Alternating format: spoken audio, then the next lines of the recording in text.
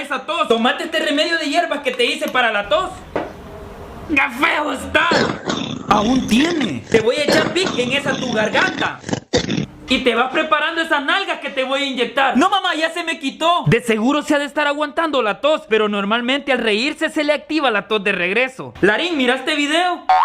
¿Ves que aún tenés tos? Vení para acá. Noches en solitaria como lo habitual.